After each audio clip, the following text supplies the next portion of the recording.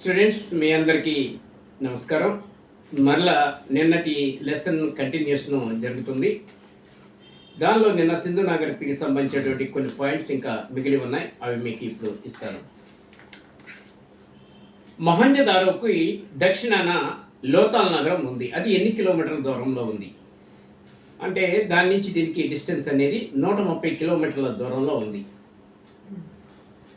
లోతాల్ నగరం గుజరాత్లోని అహ్మదాబాద్ జిల్లాలో ఒక జలసంధికి దగ్గరగా ఉంది. ఆ జలసంధి ఏది అన్నారు? ఆ జలసంధి పేరు న్యూ కాంబే. బాంబే కాదు, కాంబే, న్యూ కాంబే. అలాగే రాజస్థాన్లోని గంగానగర్ జిల్లాలో ఒక ప్రాంతం ఉంది, దాని పేరే కాళీబంగన్. ఈ క్వశ్చన్ని ఇంకో విధంగా కూడా అడగచ్చు. కాళీబంగన్ ఎక్కడ ఉంది అని అడుగుతారు. రాజస్థాన్లోని గంగానగర్ జిల్లాలో ఉంది. రెండు విధాలుగా దీన్ని క్వశ్చన్ చేసుకోవచ్చు, ఆన్సర్ చూసుకోవచ్చు.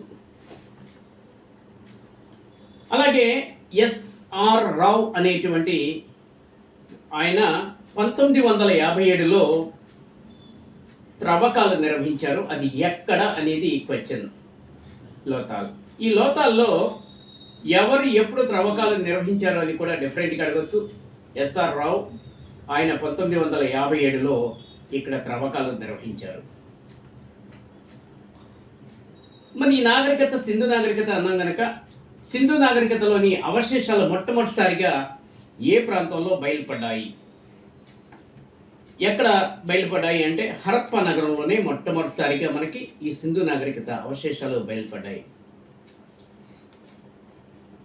పశ్చిమ పంజాబ్లో ఒక ప్రాంతంలో ఒక నాగరికత ఇమిడి ఉంది అని చెప్పి త్రవ్వకాల్లో మనకి కానవస్తుంది. అదే హరప్ప. హరప్ప ఎక్కడ ఉంది అంటే పశ్చిమ పంజాబ్లో ఉంది. ఇలా అనవచ్చు. అంటే పశ్చిమ పంజాబ్ అంటే మనకి ఆల్రెడీ ఎక్కడ పశ్చిమ పంజాబ్ అంటే మనకి పాకిస్తాన్ దేశం ప్రస్తుతం.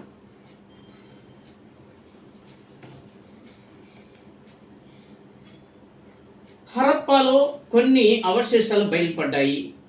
అవశేషాలు అంటే అక్కడ జీవనాధారం ఏ విధంగా ఉంది, అక్కడ ఎలాంటి వస్తువులు మనకు బయలుపడ్డాయి అనేటువంటి దాన్ని బట్టి మనం అక్కడ ప్రజల జీవన విధానం ఏ విధంగా ఉంది అనేది తెలుసుకుంటాం. అక్కడ కోట, మొట్టమొదటిసారిగా కోట అనేది బయలుపడింది. దాని తర్వాత సమాధులు బయలుపడ్డాయి. తర్వాత కొలిమి. కొలిమి అంటే కంచు కరిగించుటకు ఉపయోగించేటువంటి విధానం అన్నమాట కొలిమి అంటే. తర్వాత ధాన్యాగారాలు. ఇవన్నీ కూడా హరప్పాలో బయలుపడినటువంటి అవశేషాలు. మొహంజదారో అంటే మనకి మృతుల దిబ్బ అని చెప్పుకున్నాం. అది ఏ భాషలో అనేది కూడా క్వశ్చన్ అడుగుతారు. అది సింధీ భాష. సింధీ, హిందీ కాదండి, సింధీ. మొహంజదారో ఎక్కడ ఉందంటే ఇంతకుముందు చెప్పాను, సింధు నది తీరాన లార్కానా జిల్లాలో ఉంది అని చెప్పడం జరిగింది. 64లో మొదటిసారిగా సుర్కోటాడా అనేటువంటిది ఇదొక ప్రాంతం అండి.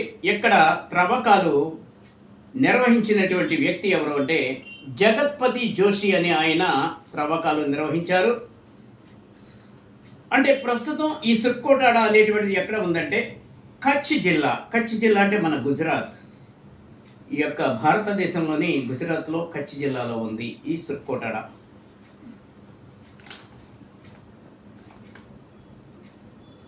పెద్ద బండరాయి కప్పిన సమాధి ఉంది. చాలా పెద్ద బండరాయి అది. గుర్రాల ఎముకలు కనిపించాయి. మరి ఇవన్నీ కూడా ఒక ప్రాంతంలో మాత్రమే బయలుపడ్డాయి. ఈ యొక్క బండరాయి కప్పినటువంటి సమాధి, అలాగే గుర్రాల ఎముకలు, ఇవన్నీ కూడా ఈ సింధు నాగరికతలోని ఒక నగరంలో బయలుపడ్డాయి. అదే సుర్కోటాడా. అంటే వీరికి గుర్రము కూడా తెలుసు. అంటే ఆ కాలంలో గుర్రాన్ని కూడా మచ్చిక చేసుకున్నారు సింధు నాగరికత ప్రజలు. తర్వాత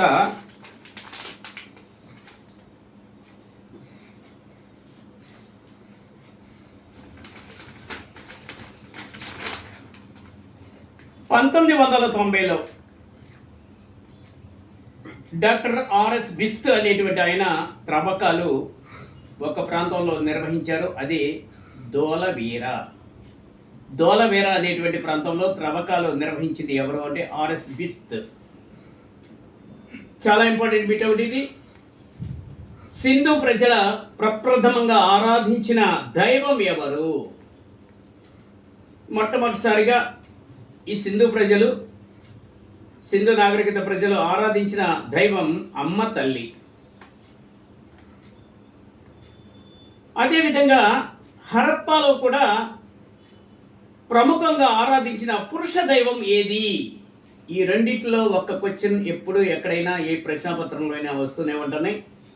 పశుపతి రూపంలో ఉన్న శివుడు సింధు నాగరికతలో, అలాగే హరప్పాలో, ఈ రెండిట్లో కూడా అక్కడ అమ్మ తల్లి, ఇక్కడ పశుపతి రూపంలో ఉన్న శివుడు, ఈ రెండు వీటిల్లో కూడా చాలా కాన్సన్ట్రేషన్ చేయాల్సిన పరిస్థితి ఉంది.